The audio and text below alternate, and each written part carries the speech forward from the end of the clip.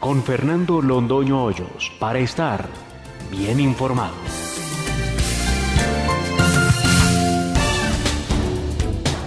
Radio Red de RCN, grandes audiencias, en la hora de la verdad, al oído.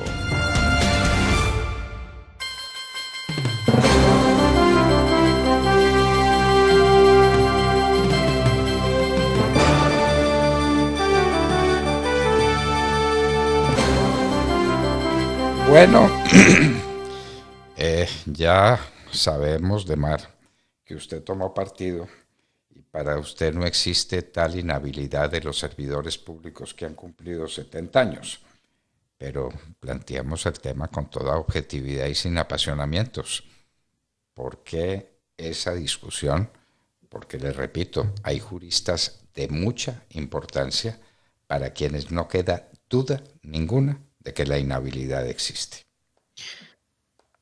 Pues doctor Fernando, mire, desde muy temprano hoy, tipo 4 de la mañana, recibí una importante columna de uno de los juristas más destacados de Colombia, constitucionalista, que plantea el debate jurídico en Colombia del día, y es qué pasará con el canciller Álvaro Leiva, que es el que será canciller Álvaro Leiva, la que será ministra de Cultura Patricia Ariza, o la señora Cecilia López, que será la ministra de Agricultura, que son personas que pasan de los 70 años, o inclusive el mismo doctor Ocampo, que está próximo a cumplir los 70 años. ¿Ya están o no en edad de retiro forzoso por ser funcionarios públicos? Pues vea usted.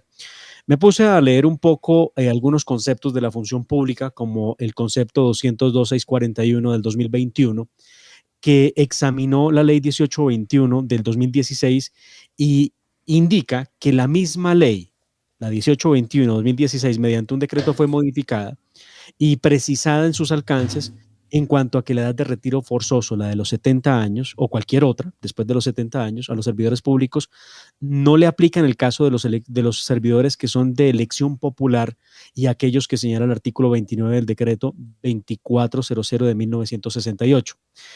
Así como fue modificado el artículo primero del decreto 3074, que es otro que tenemos que revisar del mismo año, significa que quienes ocupan los cargos de presidente de la República, ministros del despacho, jefes de departamento administrativo, superintendencia, viceministro, secretario general del ministerio de departamento administrativo, presidente, gerente o director de establecimientos públicos o de empresas industriales y comerciales del Estado, entre otros, pues no son objetos de esa inhabilidad para poder ejercer su cargo. Entonces, pues de hecho, el concepto de la función pública al que hago alusión, el 202.641 del 2021, puntualiza el asunto, pero además, doctor Fernando, la Corte Constitucional ya había tomado partido en este asunto hace un tiempo respecto de un proceso que se inició en contra de algunos miembros de la Junta Directiva del Banco de la República. Y entonces, en la sentencia C426 del C426 de 2020, del 30 de septiembre, la Corte aclaró que la edad máxima para el retiro del cargo no es aplicable, por ejemplo, en este caso, a los miembros de la Junta Directiva del Banco de la República, porque lo que concluye la Corte es que forzar el retiro de sus integrantes podía llegar a vulnerar el principio de autonomía del Banco Central y alterar los principios de nominación de miembros de la Junta. Esto, pues, se debe sumar a lo que ha dicho ya la función pública respecto al alcance que tiene la ley 1821 del 2016, que en todo caso daría la posibilidad para que estos funcionarios mayores de 70 años puedan desempeñar sus labores como ministros del despacho. Pero esto no es cuestión de conceptos, Demar, esto es cuestión de ley. Y la ley está por encima de los conceptos. De manera que leamos la ley en particular, la ley que dicen algunos es aplicable y es aplicable a los ministros, a los embajadores y a otros funcionarios. Leámosla. Muy bien, muy bien. Voy a buscar los artículos en concreto que esta mañana nos estaba señalando para podérselos tener, doctor Fernando, donde queda claro que no, pues, no debe haber relación en cuanto a que van a quedar por fuera. De hecho, mire usted aquí lo siguiente, dice el artículo primero de la ley 1821 del 2016, Artículo primero, corregido por el decreto 321 del 2017, que es muy importante. Artículo primero. La edad máxima para el retiro del cargo de las personas que desempeñen funciones públicas será 70 años. Una vez cumplido, se causará el retiro inmediato del cargo que desempeñen sin que puedan ser reintegrados bajo ninguna circunstancia. De hecho, nos remite a la sentencia 2018 01750 del 2019 del Consejo de Estado. Más adelante dice, lo aquí dispuesto no se aplicará a los funcionarios de elección popular ni a los mencionados en el artículo primero del decreto 3074 de 1968. Y entre esos están los ministros, viceministros, diplomáticos, superintendentes, secretarios generales, directores de establecimientos públicos, entre otros. Bueno, pero hay una norma posterior que entra en conflicto con esas anteriores. Así es. Para que un hombre tan importante como el doctor Charri, uno de los grandes juristas que tiene ese país, esté sosteniendo esa tesis es porque hay razones muy valederas para sostenerla, además. No estoy diciendo que Charri tenga la razón, no he visto las normas, las quiero ver, pero esas que usted cita, que son de claridad meridiana, entiendo que fueron reformadas por una norma posterior. Así es. Así es. Y eso Miremos pues crea esta situación que la gente no entiende, doctor Fernando, porque a razón de que la ley, que es absolutamente clara, la 1821 del 2016, plantea la inhabilidad para las personas que van a desempeñar funciones públicas, que en todo caso no podrán tener más de 70 años porque están en edad de retiro forzoso y por lo mismo pues no van a poder desempeñar la función que tengan bajo ninguna circunstancia en alguna entidad. Pero entonces, claro, entra el decreto 321 del 2017 y corrige el asunto para darle la posibilidad a los funcionarios de Estado, el caso de los funcionarios, los ministros, el presidente y los de elección popular, incluido el presidente, alcalde, gobernador, para que puedan inclusive superar esa edad sin que se vean abocados a tener que presentar. ¿Qué clase de decreto es ese? Ya estoy revisando el decreto. Esto es un decreto... Si es un decreto Esto es un decreto, a ver, eso es un decreto presidencial del 2017, 320 reglamentario. Es nulo. Es nulo. Un decreto reglamentario no puede modificar una ley, ni la puede interpretar restrictivamente de esa manera. Pues es mi conclusión. Uno no puede proceder con un decreto a modificar la disposición de una ley. La ley prevalece por el orden piramidal en que está edificada la legislación colombiana. Estudiamos la cosa con detenimiento, Demar, miremos los argumentos del doctor Charri, invitémoslo para que esté con nosotros, porque el tema es de la mayor significación, el tema es de grande importancia. De hecho, vamos a revisar, es importante que lo tengan en cuenta, no solamente tenemos que revisar el decreto 321 del 2017 para que tomen nota de él, sino que también tenemos que darle, señor. Sí, si es un decreto reglamentario, el decreto reglamentario no modifica una ley. El decreto reglamentario hace posible su aplicación, pero no la modifica. Decreto reglamentario que nos remite al artículo 29 del decreto ley 2400 de 1968, artículo 24, y para hablar de los que están, las personas que quedan eximidas de esa prohibición, el artículo 24. Claro, pero ese decreto del año 68 fue modificado por la ley posterior que usted menciona. Así es. Luego, un decreto posterior no puede revivir un decreto o una ley anterior a la ley que tomó esa, por la que se tomó esa disposición. Estudiámoslo con cuidado, Demar. Esto puede ser de mucha significación. Nos parece que no es de recibo, pues yo entendería que un ministro puede serlo a muy avanzada edad. En el mundo tenemos casos como el de Konrad Adenauer, por ejemplo, que fue el primer ministro de Alemania muy pasado los 80 años. y así podríamos citar muchos casos. Pero estamos en Colombia y en Colombia tenemos que someternos a una legislación. Miremos esa legislación. Hasta ahora, con lo que me ha citado usted, llego a la conclusión de que la ley que crea la inhabilidad está vigente y que no puede ser revivida por un decreto posterior del presidente de la República. No puede ser modificada. El presidente en su potestad reglamentaria no puede modificar la ley que reglamenta. Lo sabe usted demasiado bien.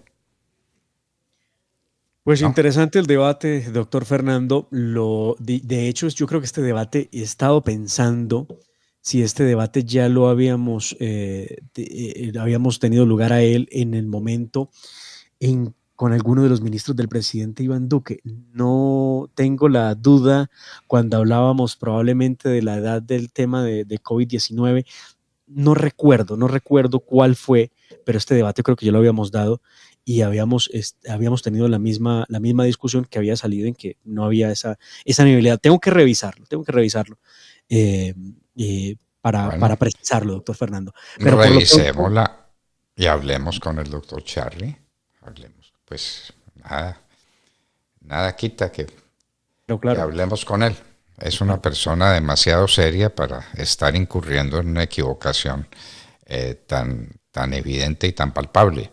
Hay una prohibición de ley que no puede ser corregida, ni disminuida, ni restringida por un decreto reglamentario posterior, si es que no hay una ley posterior que haya cambiado las cosas. Pero la ley que usted citó, ¿la quiere repetir? Sí, señor. Estamos hablando de la ley 10. Permítame, estoy aquí viendo mi gestor normativo en este momento. Permítame, para que tengan en cuenta, la ley es la 1821 del 2016, en la que en mi interpretación digo que los exime del retiro forzoso, y revisar lo que señala el artículo 29 del decreto 2400 del 68, que a su vez fue modificado por el artículo primero del decreto 3074 de ese mismo año, donde aparecen relacionados los funcionarios que quedarían eximidos de esa prohibición de ocupar un cargo con una edad superior a los 70 años. Yo le insisto en que si son simplemente decretos reglamentarios, no pueden cambiar la ley. De manera que miremoslo con cuidado, estudiémoslo con cuidado. Sí, señor.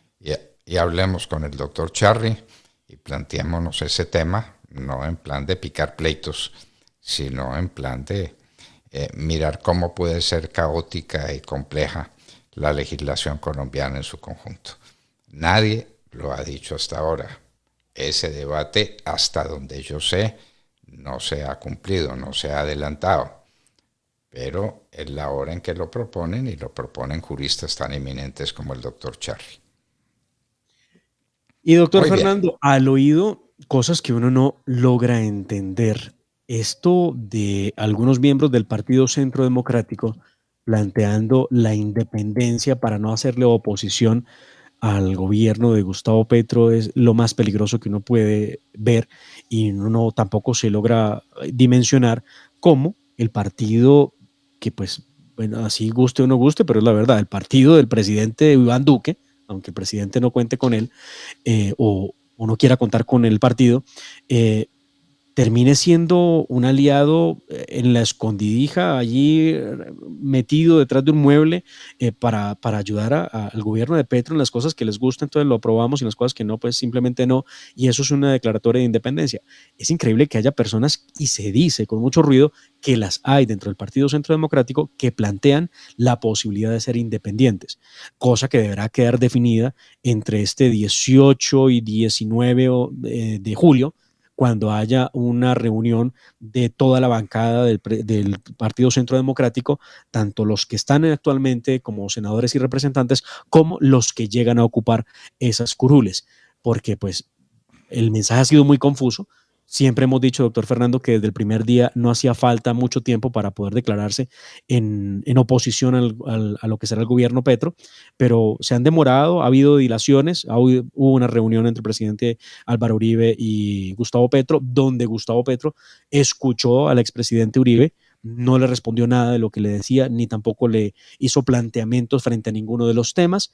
Lo cierto es que uno esperaría que ese partido se vaya a la oposición, aunque algunos estén insistiendo en que es mejor quedarse en la independencia. Si eso fuera así... Algunos quienes, Demar, algunos quienes. Porque ya entrevistamos a Paloma Valencia y fue supremamente clara. Este es el caso de, ¿cómo se llama? Edward Rodríguez, quien se retira del partido. Bueno, que se retira del partido. ¿Y quiénes quedan? Porque uno lanza una sentencia de ese estilo y parecería dar a entender que sabe de varios miembros del partido que no quieren estar en la oposición. Yo le pregunto quiénes. Hay nombres, doctor Fernando, pero nadie se atreve a decir quiénes son esos quiénes. Pero Paloma Valencia nos acaba de decir que no existe, que el partido está unido, monolíticamente unido, en torno al presidente Uribe y a su misión histórica de ser oposición al gobierno de Petro, que además fue por lo que votamos, ¿no? Lo mismo pasó con el Partido Liberal, con el Partido Conservador, con el Partido de Cambio Radical, con el Partido de la U. Fueron partidos que votaron contra Gustavo Petro, en oposición a Gustavo Petro. Y después, motivo empleos, motivo puestos, se fueron cambiando para que los nombren de algo, para que les den entidades públicas para manejar, porque pues a eso quedó limitada la política colombiana. De manera que no sería una posición razonada y profunda, sino la gana de empleos. Aquí pasan cosas que uno de verdad todos los días se pregunta ¿de dónde? ¿Por qué?